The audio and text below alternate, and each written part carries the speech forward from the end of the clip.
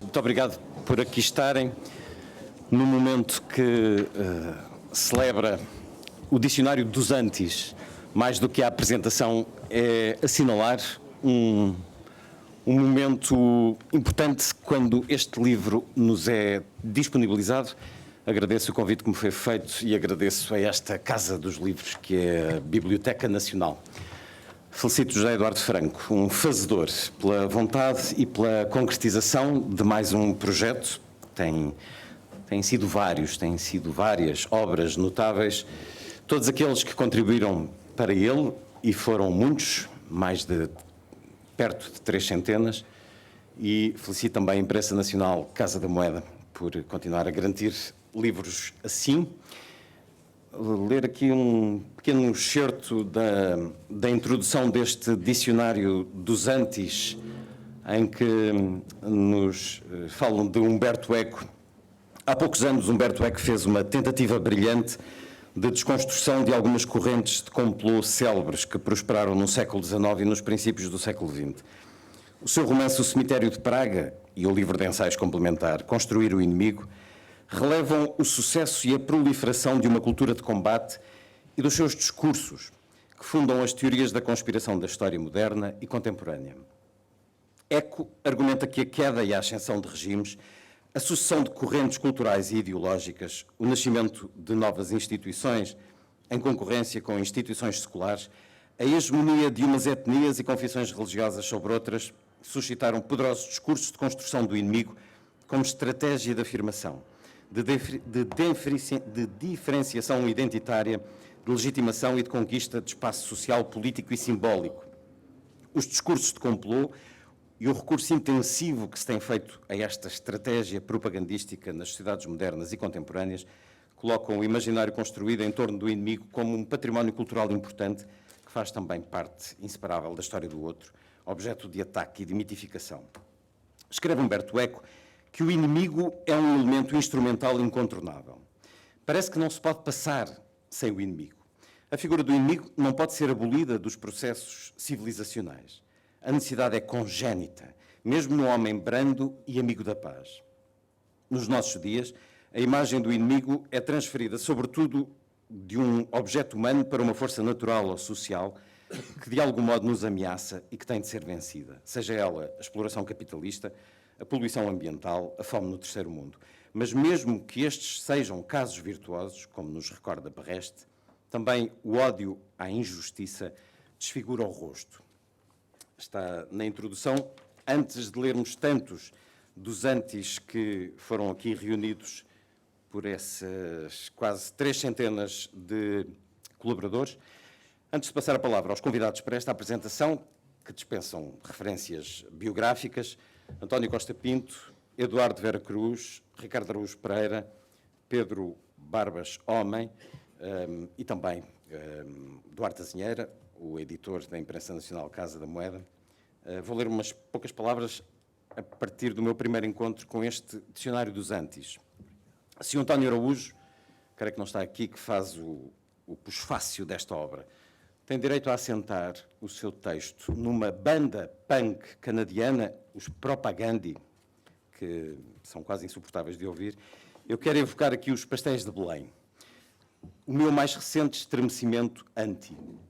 Numa série de artigos que o Jornal Público está a fazer sobre a pobreza e a desigualdade, o maior problema do nosso tempo e provavelmente o maior problema de todos os tempos, era contada na edição do último domingo a história de uma senhora que trabalha há 18 anos nessa confeitaria.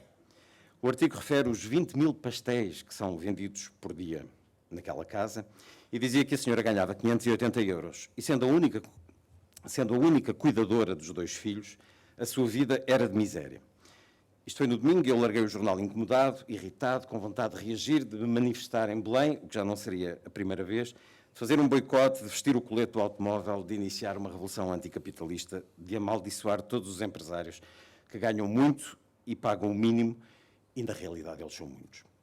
Mas hoje, com chamada de capa, o Jornal Público imprime o direito de resposta da antiga confeitaria de Belém. Afinal, a senhora ganha 1.300 euros brutos por mês, tem uma penhora judicial do ordenado, que a empresa tenta, inclusive, compensar.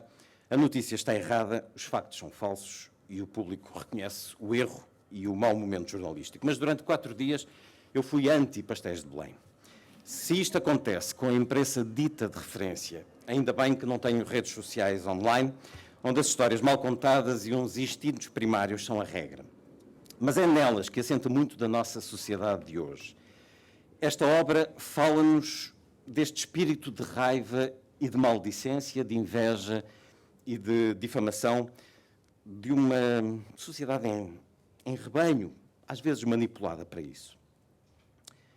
Hoje, a humanidade necessita do novo e da novidade e é cada vez mais satisfeita essa necessidade pelo conflito, pelo ódio, pelo dizer mal do outro.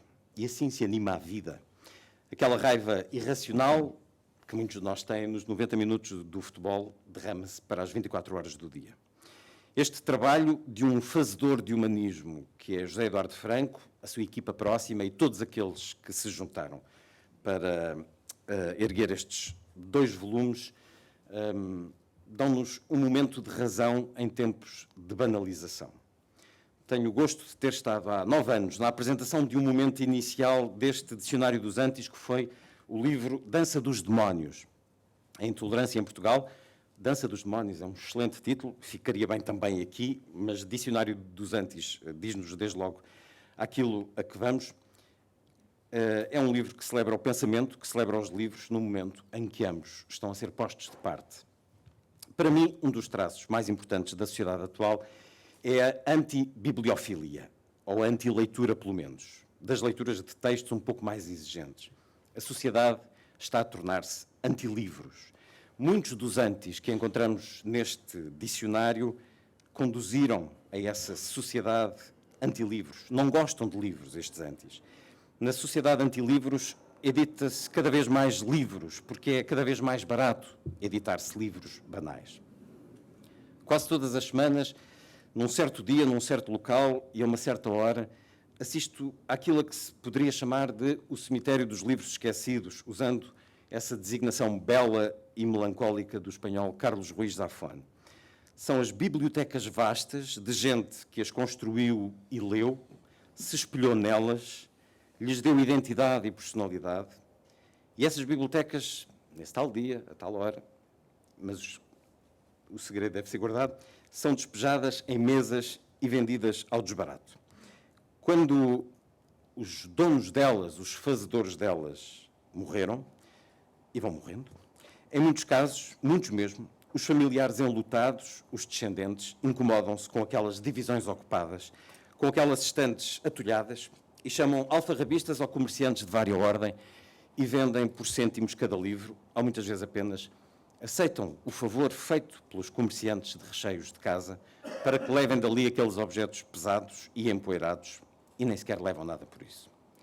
No meio desse ensacar vão diários, álbuns de fotografia, cartas pessoais, vai muita vida. Quase sempre quem se livra de bibliotecas não faz para ganhar dinheiro, falo para ganhar espaço vazio. O Dicionário dos Antis é um desafio ao espaço vazio. E eu agora passo a palavra a Duarte Azinheira, editor da Imprensa Nacional Casa da Moeda. Muito boa tarde a todos.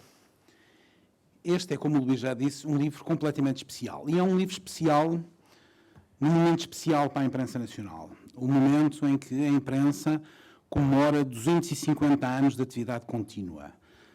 A imprensa iniciou a sua história, aliás, a data de publicação do decreto é de 24 de dezembro de 1768 e a imprensa editou os seus primeiros livros no primeiro trimestre de 1769. Portanto, de alguma forma, se nós pudéssemos escolher um livro para comemorar os 250 anos, poderia, por exemplo, ser este dicionário.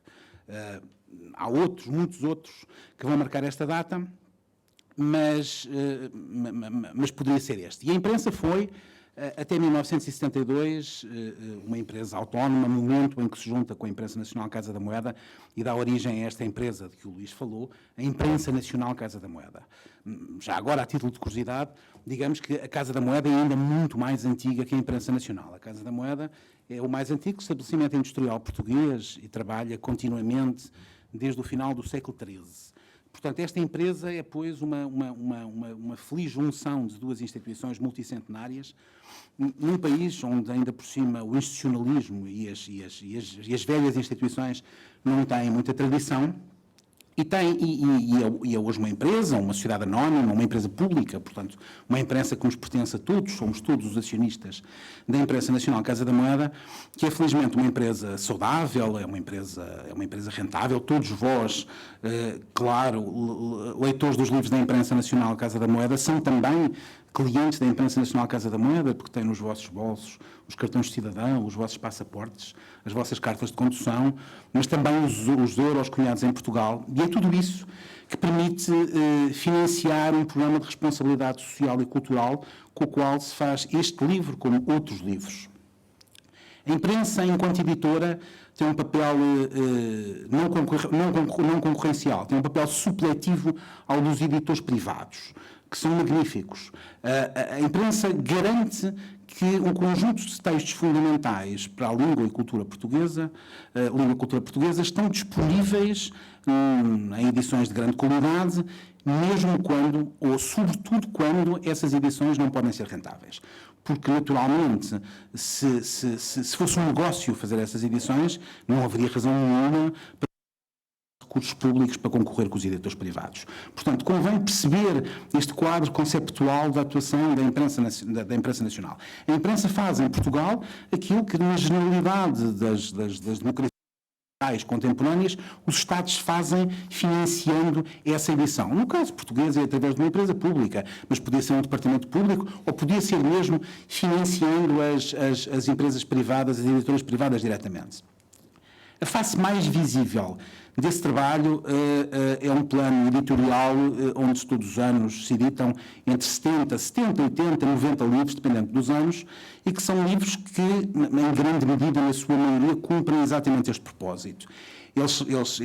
O plano editorial da imprensa tem como esqueleto aquilo que são os autores clássicos portugueses nas suas edições críticas, a edição crítica dessa, de Garrett, de Pessoa, de Camilo, obras completas de grandes autores portugueses, e por isso nós dizemos que a imprensa é sobretudo uma editora de natureza patrimonial, que pretende salvaguardar um património imaterial da cultura portuguesa. Existem depois um conjunto de outras edições onde a imprensa tem um papel diferente, tem um papel de suporte, de parceiro das grandes instituições culturais portuguesas. E por isso a imprensa faz, por exemplo, hoje todos os catálogos do Museu Nacional de Arte Antiga, porque é uma forma de divulgar a cultura portuguesa.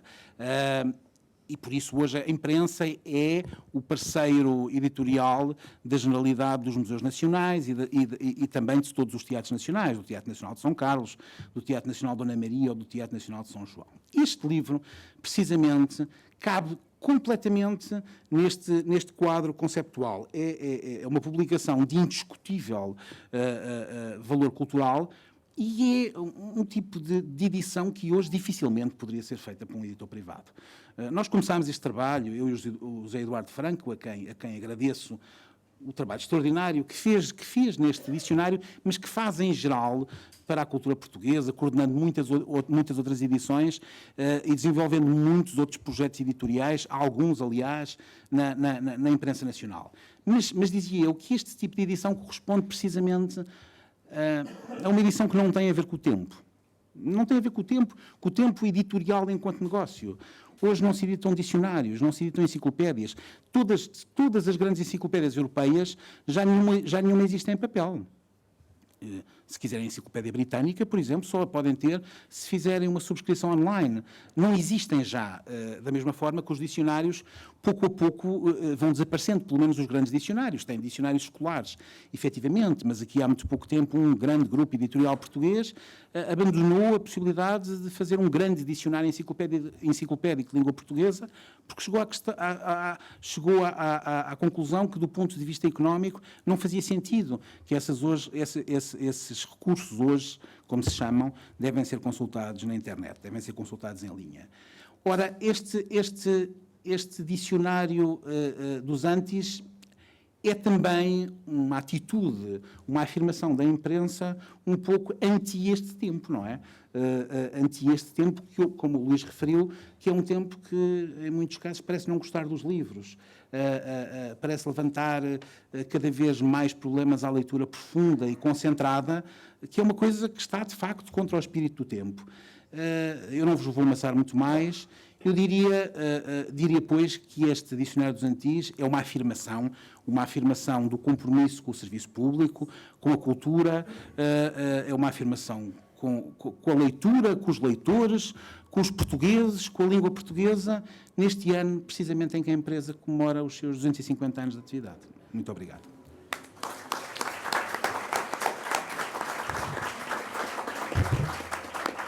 No final vamos ouvir o coordenador da obra, José Eduardo Franco. Para já, professor António Costa Pinto, o seu olhar sobre esta obra. Muito obrigado, muito boa tarde. Eu vou ser relativamente breve. Eu devo dizer que é um prazer estar a apresentar esta obra, mas esta obra não se consegue apresentar nem sequer em 3 ou 4 dias de jornadas de estudo, não é verdade? Quando o José Eduardo Franco me enviou, e creio que enviou aos restantes, por WeTransfer, digamos, a versão PDF desta obra, eu ia morrendo, isto foi há 10 dias, ia morrendo literalmente, dizer, eu não vou apresentar esta obra, vou fazer algumas considerações muito rápidas sobre ela. Em primeiro lugar, deixem-me dizer, isto agora é um conjunto de banalidades, mas são banalidades importantes.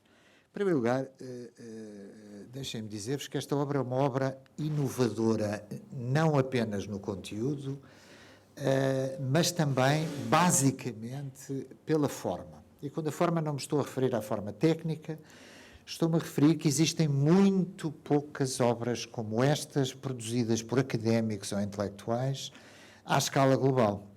Aliás, o José Eduardo Franco conta um bocadinho a história desta obra, quando ele estava em Paris, não estou em erro, há uns anos a esta parte, e disse que tinha esta ideia a um historiador francês, que eu por acaso conheço, chamado Fabrice d'Almeida, e ele foi observar o que é que havia nesta perspectiva e havia praticamente nada, sob o ponto de vista, digamos, das histórias das culturas nacionais na Europa. E isto é importante porque também, sejamos claros, digamos, a inovação a partir de Portugal é muito escassa, não vale a pena a maior parte, digamos, da inovação, quer em termos de forma, quer em termos de conteúdo para este tipo de obras, no geral são reproduções nacionais de algo que já existe à escala global. Ora, este dicionário dos Antis é muito raro ao nível das culturas europeias e, portanto, eu gostava, desde já, de salientar este ponto. Em segundo lugar, evidentemente que a mobilização, Portugal é um país pequeno, e temos que reconhecer, quando olhamos para o índice dos Antis, que a mobilização que o José Eduardo Franco fez, quer sob o ponto de vista de intelectuais, académicos, velhos, jovens, da terceira idade, da primeira idade, essas menos, não há dúvida nenhuma que foi absolutamente brutal. Só alguém com, provavelmente, a disciplina, digamos, o espírito empreendedor do José Eduardo Franco é que consegue fazer uma obra destas. Eu devo dizer que eu e muitos colegas meus teria desistido antes.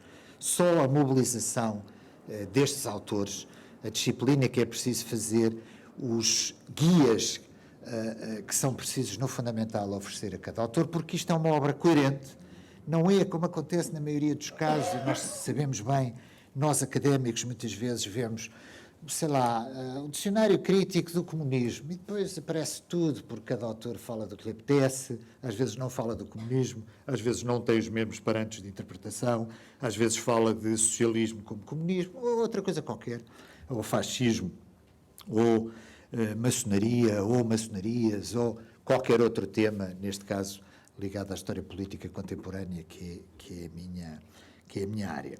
E, de facto, nota-se que só com uma direção muito disciplinada é que uma obra como esta poderia ser feita. Muito rapidamente, eu só queria salientar 2 ou 3 aspectos sobre esta obra. Fazer um dicionário de Antis é o enorme desafio, e eu devo dizer que é, em primeiro lugar, um desafio intelectual. Porquê? Sejamos claros, porque a vida dos antis, seja muitas de entradas, eu vou citar 2 ou 3, o anti-anarquismo, o anti-ditatorialismo, isto aqui já é mais complicado, eu vou terminar com ele. Todos estes antis, na cultura política portuguesa, ou noutra qualquer, neste caso, têm pesos muito diferenciados.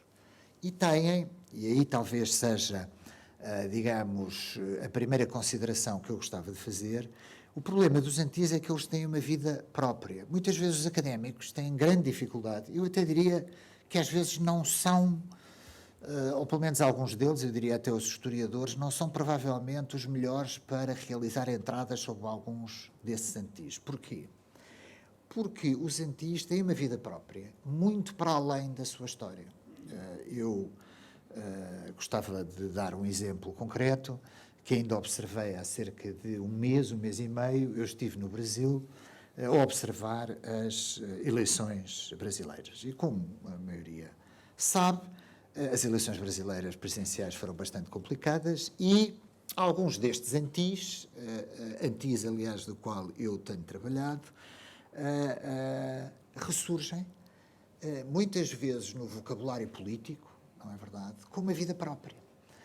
Por exemplo, um dos episódios mais interessantes das eleições brasileiras, só para dar um exemplo, é que surge um espectro não novo, mas menos conhecido da direita brasileira que emergiu nestas eleições e que voltou, no fundamental, a utilizar um neste caso era um anticomunismo, associando, por exemplo, o comunismo ao Partido dos Trabalhadores.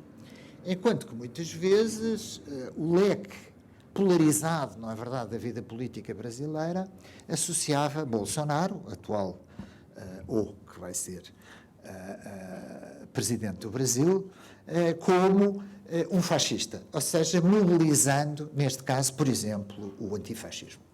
Ora, stricto sensu, como académico, nós sabemos, nem o PT é comunista, nem Bolsonaro, stricto sensu, é fascista, é outra coisa, não é? Como nós sabemos, nem todas as coisas más são fascistas, depende da perspectiva, como é óbvio, nem toda a esquerda é comunista, apenas para dar um exemplo. Portanto, nós, muitas vezes, quando observamos, quer na vida política, quer na vida cultural, a vida autónoma destes antis, temos grande dificuldade em fixá-las. Eu escreveria o que é antifascismo. Antifascismo é o movimento, evidentemente, da época do fascismo que se refere ao fascismo. Ora, como todos nós sabemos, o antifascismo tem uma dimensão própria que vai muitas vezes sendo reinventada em função, evidentemente, da mobilização, neste caso, da mobilização política.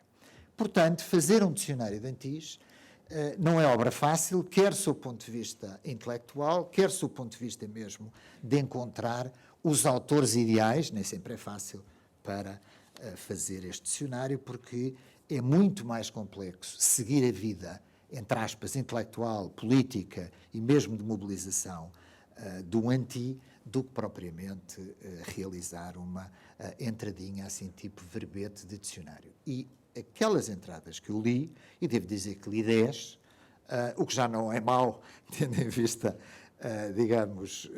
tendo em vista o tempo que tive para o ver, eu verifico que o José Eduardo Franco escolheu colaboradores e autores de excelente qualidade, alguns muito jovens, outros mais consagrados, e que, no fundamental, esta obra é uma obra extremamente conseguida.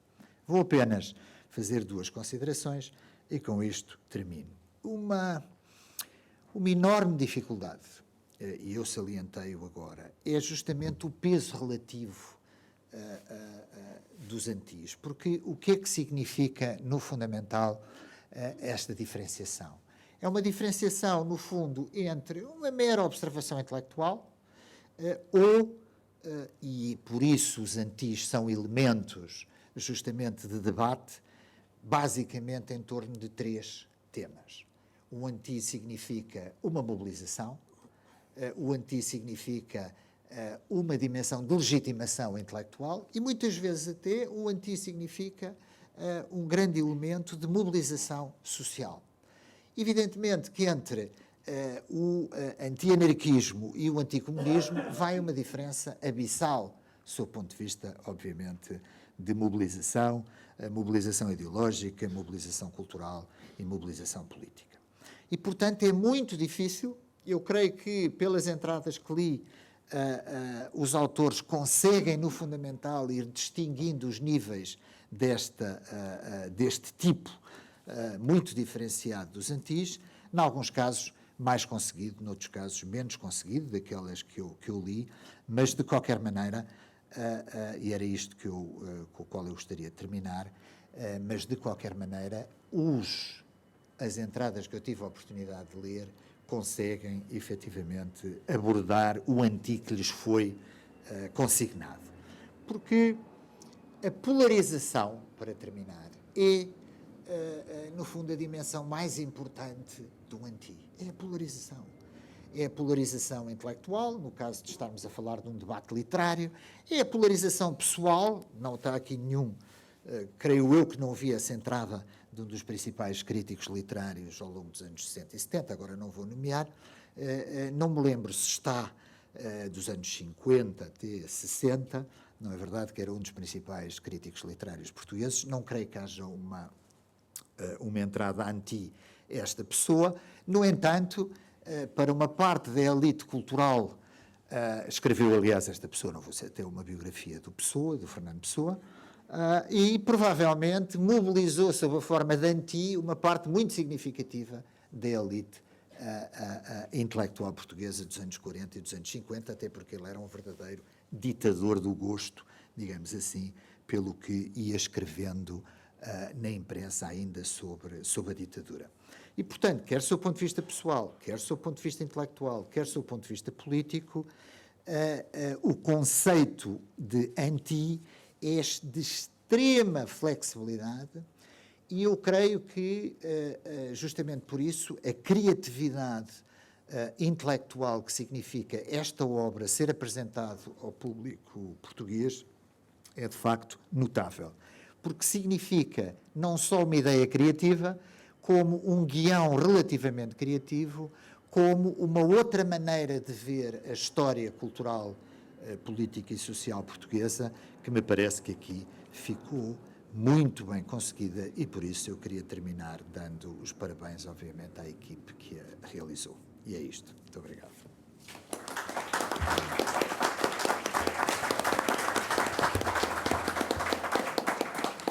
Eduardo Vera Cruz, por favor, o seu olhar sobre a sua intervenção sobre esta obra. Boa noite. Eu estou aqui certamente por bonomia do professor Eduardo Franco. Vim anti, tenho a gravata fora para mostrar que esta ditadura de usar a gravata por dentro do pullover não me parece bem, que a gravata é gira. Queria dizer-vos que a presença de um jurista, o professor Barbas Homem, era o coordenador do centro da Faculdade de Direito na altura, ele o responsável pelo anti que a Faculdade de Direito aqui tem, e eu, como substituo, estou aqui no papel de falar um pouco sobre a presença de juristas na obra. Como sabem, os juristas estão associados a pessoas cinzentas, de fato e gravata, respeitadores da ordem estabelecida e normalmente atrás de honorários. Bom, queria dizer-vos, fazendo um discurso anti-jurídico, no sentido habitual do termo, que participaram nesta obra, a juventude do professor Barbas Homem chamou jovens professores de Direito que estão ali e que participaram da obra, uma maioria de senhoras, o que também é significativo, mas dizer-vos que os juristas tinham que participar desta obra, porque já é tempo de deixar de identificar o direito com a lei e deixar de identificar o direito com coisas muito certinhas. A lei é para a governança, a lei é a ideologia dos partidos que ganham as eleições colocadas sob a forma de leis, os programas eleitorais sufragados pelo povo, mas o direito não vai a votos. Isto é que é uma coisa anti-chata. É que o direito não indo a figura feminina, que não é nenhuma Barbie, é uma matrona romana, uma mulher, se me permitem, parideira, experiente, que segura uma balança na mão, E, portanto, nós confiamos o equilíbrio da balança da justiça à sagesse de uma mulher experiente.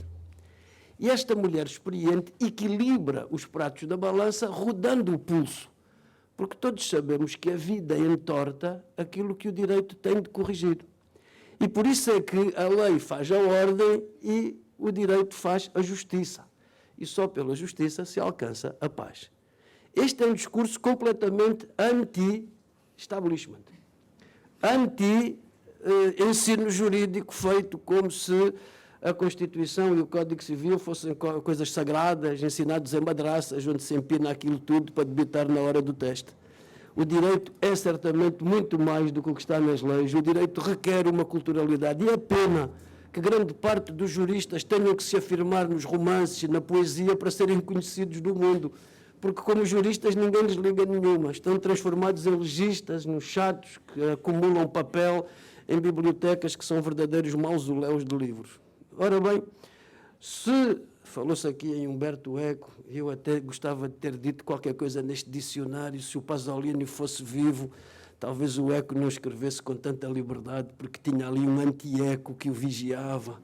Se nós tivéssemos juristas corajosos e mais interventivos, talvez não houvesse tanta pobreza e talvez fizéssemos do direito uma arma contra essa imensa desigualdade que vem da pobreza. Se tivéssemos um bocadinho de juízo, tínhamos feito do direito um instrumento da igualdade, que é uma coisa que está lá escrita na Constituição, mas ninguém liga, porque nos dizem que a Constituição é programática, logo é poesia, e nunca se preocupam em efetivar aquilo que lá escrevem. E isso é uma coisa que está, lembrou ali o seu professor, a degradar um bocadinho estas ideias do direito. Porque antigamente havia umas ideias estranhas que não tinham votos, tinham ali umas margens, e que agora estão a ganhar maiorias de votantes. E em vez de olharem e culparem os votantes, olhem para si e culpem-se por não terem soluções adequadas, de direito, para responder a esses desvios. E não há coisa pior que um país bem pensante, porque normalmente pensa bem porque só pensa mal. Nessa medida, os juristas aqui, e peço vénia ao Sr. professor Barbas Homem, que certamente contrariará tudo o que eu digo num discurso anti-jurídico, porque ele também está na obra como coordenador, dizer-vos que gostava que este dicionário não ficasse na moda nem tivesse êxito, porque era a pior coisa que lhe podia acontecer. Muito obrigado.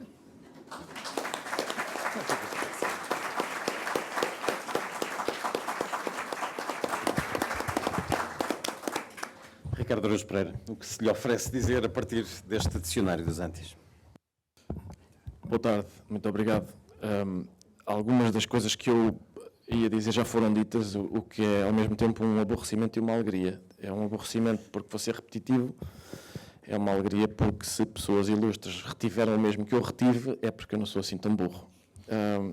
Que é uma constatação que não me ocorre assim tantas vezes fazer. Ao contrário do professor António Costa Pinto, eu li na íntegra os dois volumes do dicionário. Aliás, à pergunta sobre se há ou não um artigo anti-João Gaspar Simões, eu sei a resposta, não vou agora revelar para não estragar a surpresa aos leitores, mas se procurarem no artigo anti-presencismo, está lá uma referência. Portanto, é daquelas sortes, às vezes acontecia-me isto nas aulas, professora.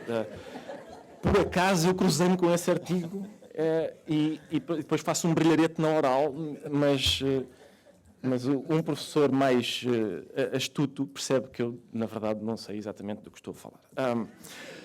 Ora bem, obrigado. Eu queria dizer duas ou três coisas sobre o dicionário, que eu adorei. Aliás, recebê-lo hoje como prémio para o apresentar é muito mais do que eu mereço.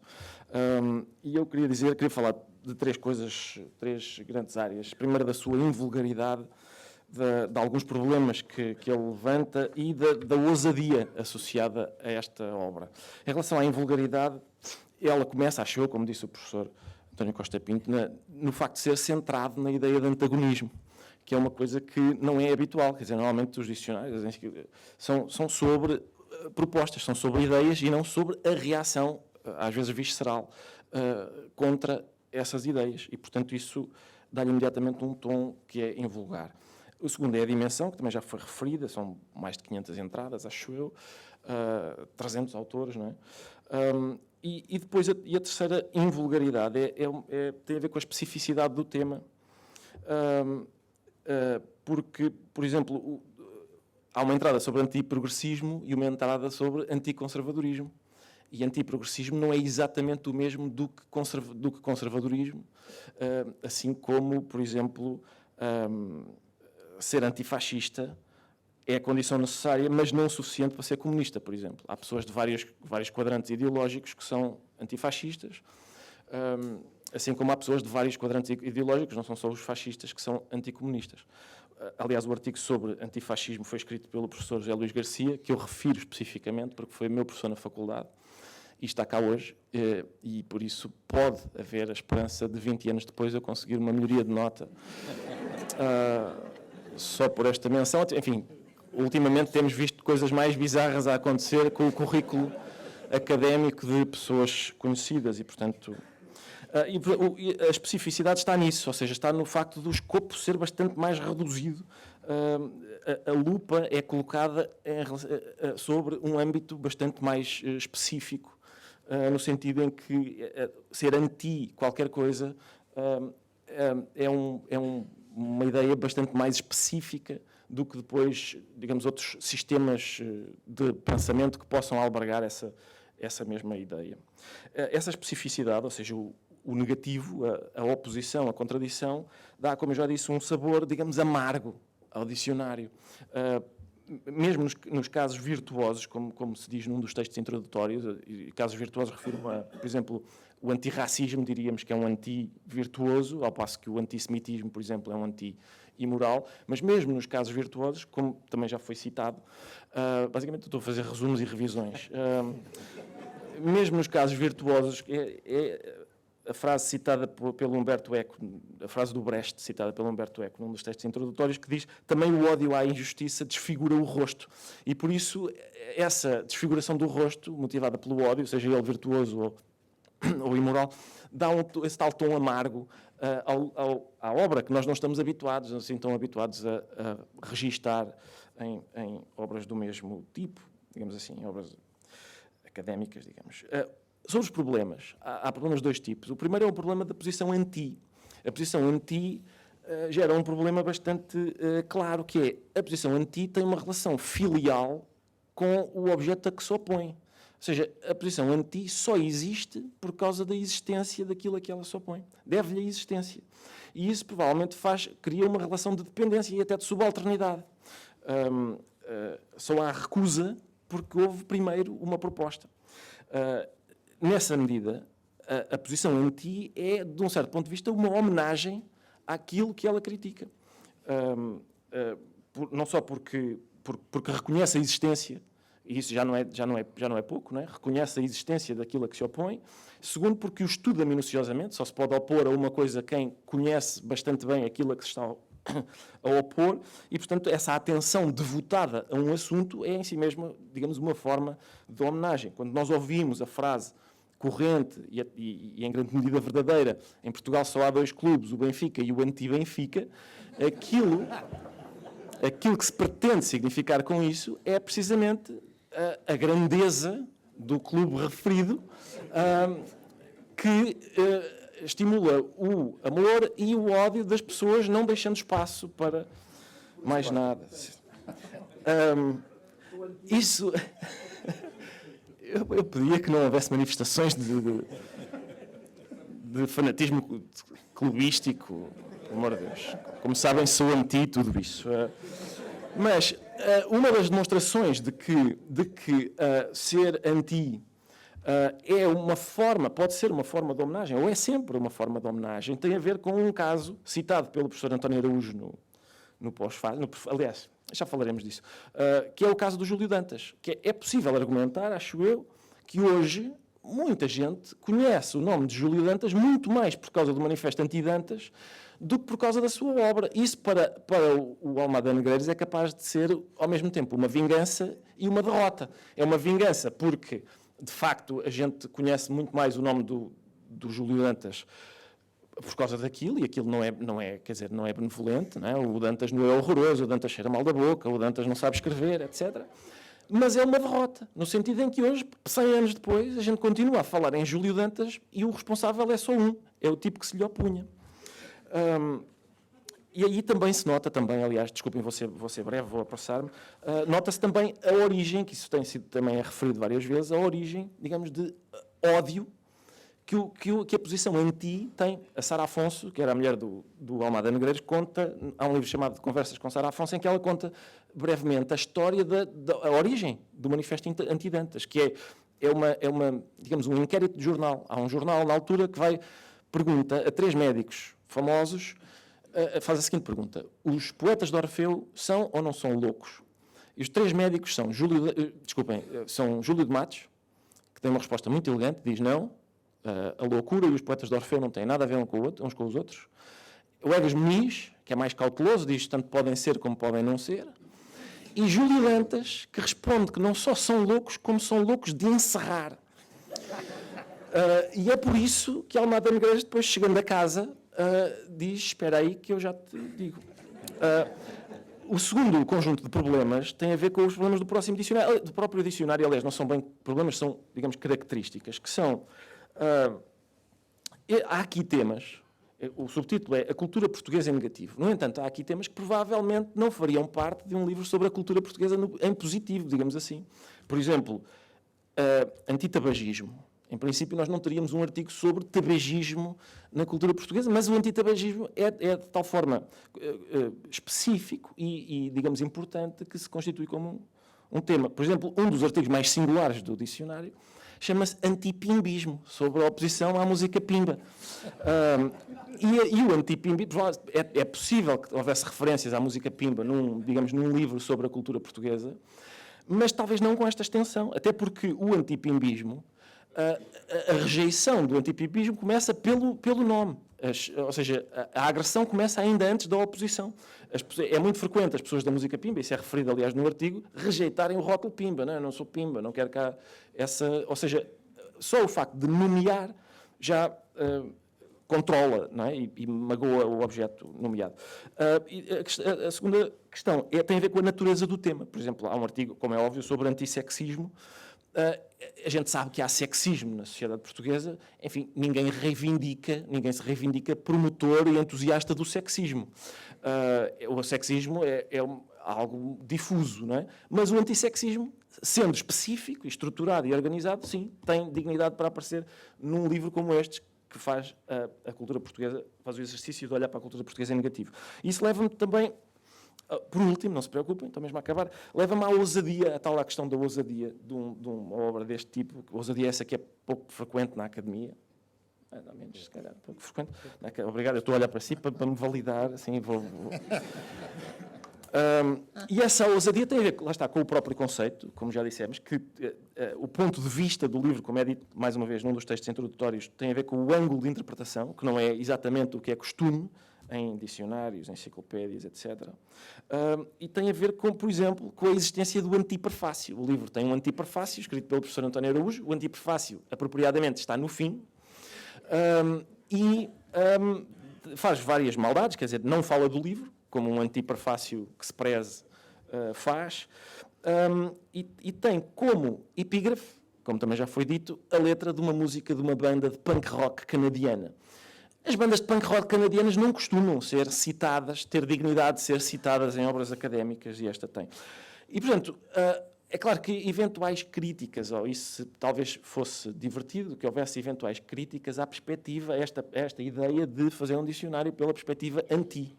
Essas críticas teriam apenas um nome, são anti-antis.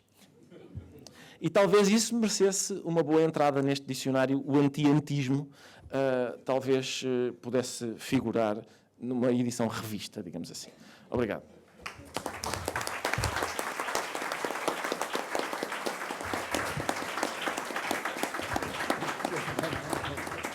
Pedro Barbas Homem, que participou, vamos escutá-lo também, participou neste dicionário dos antigos. É tudo comigo, restituto. Portanto, faço parte do discurso cinzento, E o meu papel aqui é também, de alguma forma, homenagear os diferentes coordenadores que colaboraram com o José Eduardo Franco, a Lino Cardoso, a Ricardo Ventura.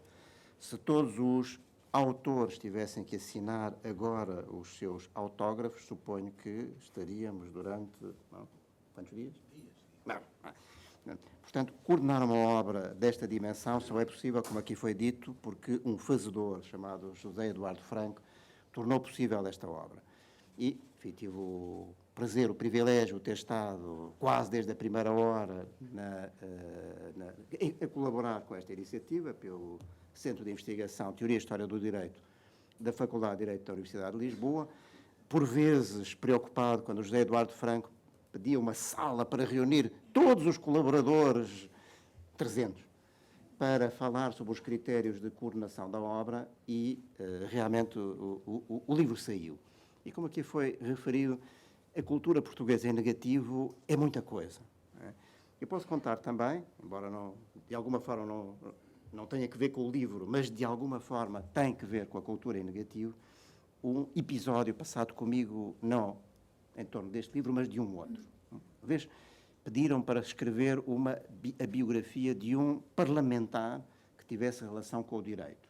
Parlamentar português, século XIX, início do século XX, e eu, que não tinha nenhum interesse em escrever nenhuma biografia, disse: só há um que eu gostaria de escrever, que é, não propriamente o Júlio Dantas, é melhor que o Júlio Dantas, mas que era um destes personagens da cultura portuguesa que tinha passado desapercebido. Hoje não se fala pelas polémicas famosas dele com essa de Queiroz. Não? E fiquei encarregue, então, de fazer a biografia que escrevi de Pinheiro Chagas, um destes muitos autores que hoje só nos lembramos pela polémica com essa de Queiroz, mas que praticamente ninguém lê hoje em dia. E, no entanto, secretário perpétuo da Academia das Ciências, o best-seller do século XIX, tanto em Portugal como no Brasil, e o inventor de muitas coisas decisivas na cultura portuguesa. A cultura portuguesa, portanto, é muito trituradora de muitos autores em nome de antis qualquer coisa, e a Academia é frequentemente um lugar a partir do qual se gizam essas estratégias em torno das quais autores, seja Gaspar Simões ou outros, são esquecidos em nome de um qualquer modismo literário, cultural, político e outros. Falar sobre essas estratégias em torno das quais se gizam os antis, que se tornam muitas vezes os dominantes num determinado momento, seja na cultura política, seja na cultura literária ou na cultura artística, era, portanto, fundamental. E a tarefa de fazer um destes dicionários é, portanto, tão relevante como a de fazer um dicionário dos prós, não é? Um dicionário dos conceitos em positivo. Sabendo, de outro lado, como todos nós sabemos, que quer nos conceitos em positivo, quer nos conceitos em negativo, são evolutivos.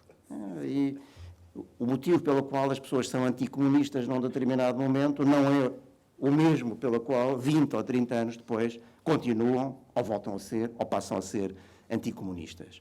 Portanto, os desafios hermenêuticos, metodológicos para fazer um dicionário dos antis são, obviamente, muito grandes. E, certamente, haverá os antis, dicionários dos antis, e haverá os antis, verbetes dos antis, do dicionário dos antis. Portanto, é isso mesmo a cultura, é isso mesmo as vantagens das grandes polémicas literárias, e o livro certamente não fugirá também, espero eu, a essa mesma polémica. No momento em que se fala tanto da crise do livro, do fim do livro, em que, infelizmente, tantas livrarias bonitas fecham e tantas boas editoras também fecham as suas portas, é, portanto, também justo fazer uma homenagem à imprensa nacional que, desde o princípio, acreditou que um livro como este merecia chegar ao grande público e merecia chegar ao grande público em papel. É evidentemente uma arma de arremesso, não é? Ou mais exatamente, são duas armas de arremesso, mas é, sem dúvida, uma obra que fica como um marco para a cultura portuguesa, e pelo facto de ser um livro chamado A Cultura Portuguesa em Negativo, é certamente um marco para a cultura em positivo, porque nos vai permitir interiorizar e compreender como, frequentemente, usando aqui a linguagem vulgar, todos nós somos do contra, antes de sermos a favor de alguma coisa. E isso já é algo de extremamente meritório, fazer um inventário crítico de muitas destas ideias, doutrinas, políticas, formas de pensar que, de alguma forma, marcaram e marcam a nossa atualidade de ser português. Muito obrigado.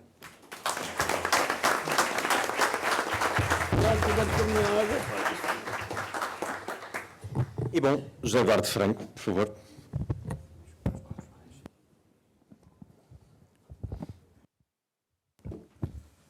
Muito boa noite. Agora cabe, no fim, o ofício de agradecer. E começaria por agradecer, em primeiro lugar, num dicionário desta natureza, que não, como não poderia deixar de ser, a todos aqueles que se opuseram à realização deste dicionário. E são muitos. Aqueles que, quando lancei a ideia, que achavam que estava louco, que era uma coisa absolutamente descabida, que não era académico, e portanto, que se opuseram ativamente a que se fizesse no quadro dos centros de investigação, do meu centro, etc. Portanto, quero fazer esse agradecimento, que disseram que não era possível, que não haveria cabimento na cultura portuguesa, e agradecer também àqueles que,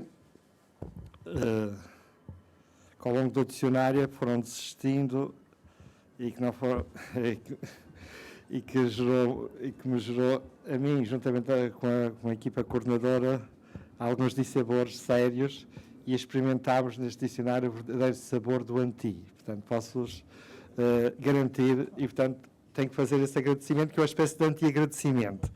E portanto, faz parte, e quem faz projetos académicos desta dimensão sabe muito bem o que custa realizar um trabalho desta natureza, envolvendo em Portugal tantos autores, devido à questão de que acontece ao longo dos tempos. Uns morrem, uns partem pernas, uns desanimam, uns concluem que afinal não são chamados a...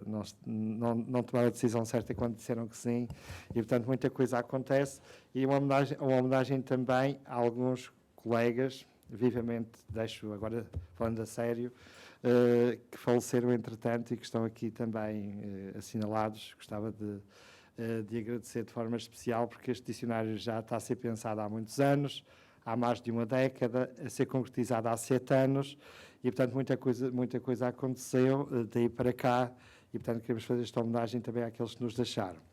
Agora gostaria de começar de forma positiva por agradecer ao CLEPUL, ao Centro de Literaturas e Culturas Lusófonas e Europeias, ao meu centro, à minha equipa de investigação, que desde a primeira hora esteve comigo, e quando lancei estas ideias iniciais, acreditaram, e especialmente os meus colegas mais jovens, entusiasmaram-se muito e foram comigo construindo o projeto, e a partir daí são esses investigadores que eu não posso nomear, e gostava de nomear todos, mas como são muitos ao longo destes anos, também fomos nos alternando.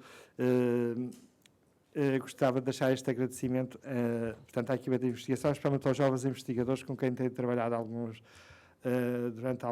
durante estes anos, e com o entusiasmo deles conseguimos levar projetos disruptivos e às vezes um pouco que alguns consideram marcados por alguma loucura. Compreendo que é verdade, tenho que reconhecer, e acabamos por concretizar depois com a persistência fundamental. O segundo agradecimento muito importante à equipa de coordenadores das diversas áreas científicas, das 15 áreas científicas que este dicionário contempla, desde a área da medicina, a área do direito, da economia, da história, da sociologia, da psicologia, da antropologia, da teologia, da filosofia, das mais diversas áreas. Esses coordenadores com quem fui reunindo, com quem fui trabalhando ao longo destes anos, com quem fomos pensando, quero agradecer a todos e a cada um esse trabalho, não só de identificação, de revisão, de escolha de autores comigo, os autores certos para as diferentes entradas, e quero agradecer pelo facto de terem acreditado, de se terem empenhado, não terem desistido, porque passado tanto tempo, e como sabemos numa obra desta natureza, o que é que acontece? Eu até tenho um catálogo, uma tipologia de autores. Há aqueles autores que nós damos a entrada e eles entregam até antes do tempo. depois aos autores que entregam na altura certa, depois aos autores que precisam andar atrás, insistir, etc. E há uma diversidade, tudo isto é preciso uma persistência grande. E depois os autores que entregam a tempo ficam chateados e zangados porque a obra não sai logo, e é preciso dizer que é preciso esperar um pouco, porque há autores que estão atrasados, porque há os autores da primeira hora, da segunda hora e da hora nona, que às 5 da tarde, às 6 da tarde, até são repescados para colmatar a desistência, a falha dos outros autores que, entretanto, desistiram. E é preciso, e portanto aproveito este trabalho que os coordenadores fizeram comigo de animação, coordenar e animar, não entusiasmar, manter o entusiasmo vivo, fazendo acreditar que a obra é possível. Quando uma obra é desta dimensão, este trabalho diário é fundamental. É preciso realizar aquilo que eu chamo uma epopeia de diálogos, de telefonemas, de contactos, de encontrar na esquina da faculdade. Então a entrada. E outro autor diz assim, já faz a entrada há tanto tempo e nunca mais é publicado. Pois é, mas temos que esperar por aquele outro autor. Muitos estão aqui nas várias tipologias de autores, portanto, quero que compreendam, mas foi preciso garantir este diálogo permanente e esta persistência, este entusiasmo e esta fé. Isto implicou também alguma fé que íamos chegar ao fim, para que a obra se fizesse e se fizesse com uma abrangência possível.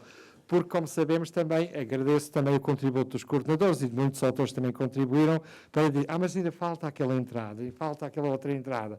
E estávamos a dar altura, nunca mais saímos daqui, e é natural que isto é um projeto em construção. Não está finalizado, procuramos ser o mais abrangentes possível. Ainda hoje surgiu aqui muito bem na mesa mais uma entrada que faltava e, portanto, esperemos continuar depois a continuar este mapeamento e continuar este trabalho em aberto, que é o que se espera de um dicionário desta natureza. Portanto, quero dizer um agradecimento especial aos coordenadores, muito particularmente. E, naturalmente, um agradecimento muito sentido àqueles que são os contribuintes para esta obra, quem deu a matéria-prima, que são os autores, que somos todos nós, coordenadores, autores, trabalharam intensamente para dar o seu melhor, a matéria-prima, o melhor que sabiam para esta obra, e é com esse trabalho fundamental de agricultura, que foi possível termos aqui este resultado final, e o meu agradecimento vivo, forte, vai para os autores que aqui presentes. Naturalmente, depois há um trabalho muito importante da minha equipa de revisão, que trabalhou miudamente durante muito tempo, mandando as entradas para trás e para a frente, discutindo, às vezes brigando com os autores, e os autores brigando com a equipa de revisão, porque chateavam-se e não gostavam das revisões que eram feitas. Depois os revisores também ficavam constrangidos, porque às vezes não tinham... E a equipa de revisão teve um trabalho fundamental, que nós pautamos na nossas equipas, nos nossos projetos, para fazer uma revisão aturada. Gastamos imenso dinheiro na revisão, mas vale a pena. Às vezes as entradas, os textos passam por 5, 6, 7 revisões, para estarem o mais apurados possíveis. E, portanto, essa equipa escondida, invisível, que não tem muitas vezes o nome ligado às entradas, fez um trabalho absolutamente extraordinário. Eu podia referir aqui nomes, mas não quero referir para não me esquecer de deixar ninguém de fora. Eu estou a olhar para pessoas aqui e quero deixar este agradecimento muito sentido, porque essa equipa fez o aprimoramento. E às vezes veio à biblioteca consultar uma página que faltava, uma editora que não estava. Foi um trabalho absolutamente extraordinário, o que também dá muita qualidade e muito apuramento ao resultado final, numa altura em que se descuida no mundo editorial português a revisão. Acredita-se no computador, olha só os textos no computador, nem sequer se imprime para fazer uma revisão em papel, e isso nós não admitimos. A revisão é feita, às vezes, em várias revisões feitas em papel para ter o apuramento devido, e este foi feito por essa equipa de formigas que trabalharam dia e noite para que a obra chegasse a este apuramento final. Um agradecimento naturalmente fundamental e importantíssimo à Imprensa Nacional Casa da Moeda, na pessoa do Sr. Dr. Eduardo Tazinheira, que desde 2012, 2011, 2012, acreditou no projeto, acolheu e criou as condições para que esta obra chegasse a bom termo e chegasse finalmente à foz deste grande rio, deste grande trajeto, e fosse hoje publicada.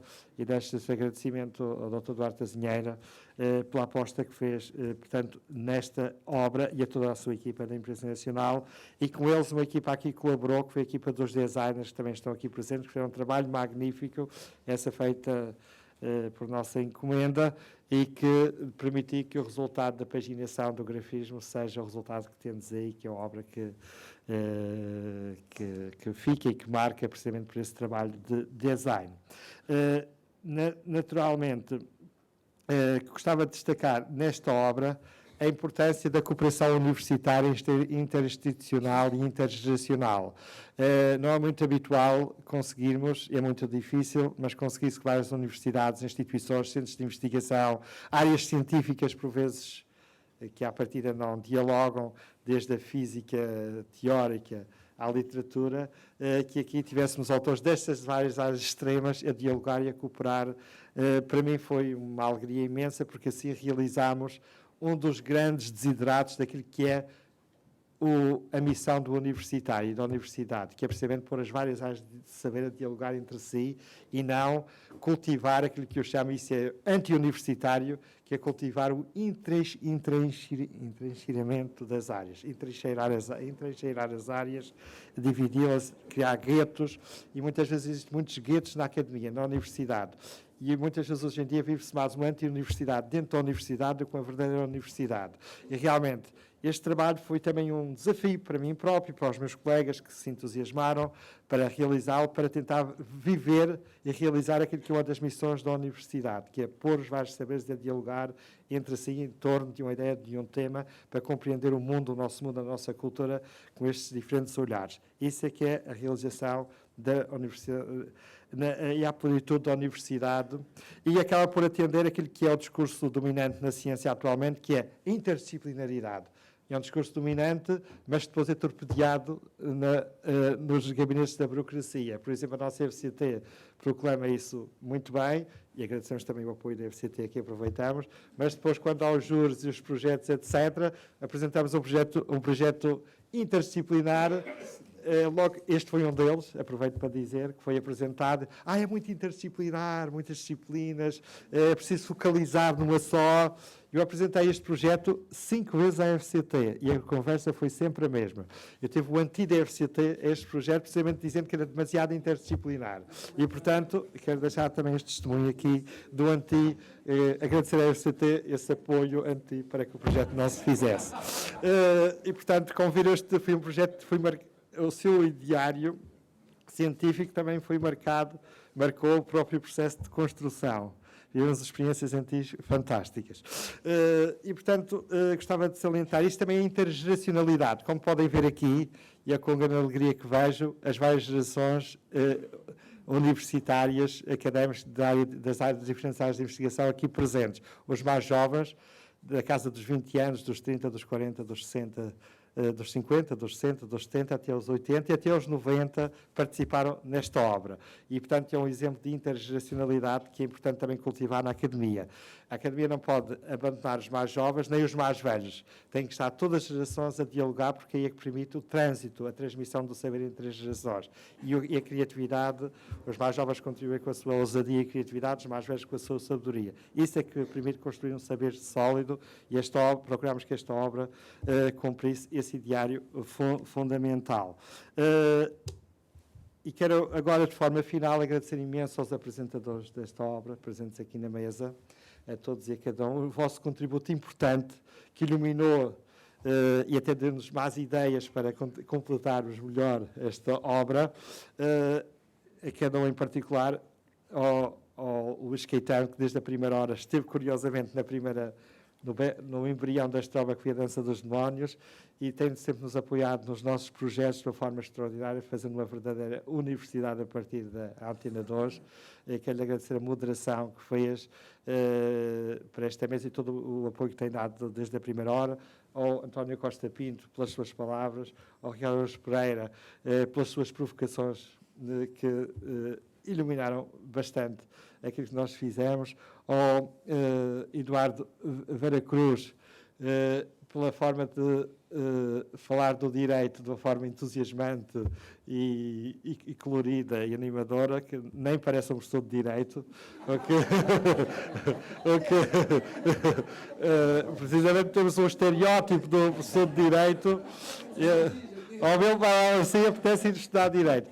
E ao professor Barbas, ao aqui presente, representante de toda a Comissão Coordenadora, obrigado por também participar e estar na mesa, o que permitiu que esta mesa também fosse um contributo para compreendermos melhor aquilo que é o objetivo fundamental e o contributo desta obra para a cultura portuguesa, que, como foi bem dito, agora felizmente está a ser desenvolvida no Brasil e noutros países, mas em primeiro lugar no Brasil, onde o dicionário brasileiro já está a ser concluído e, como foi dito, é uma boa notícia para todos nós. Também estamos a exportar algumas ideias nas nossas áreas interdisciplinares para os outros países, permitindo também um diálogo internacional a partir da ciência portuguesa sobre um tema específico como este. Muito obrigado pela vossa presença, participação e por terem acreditado nesta obra.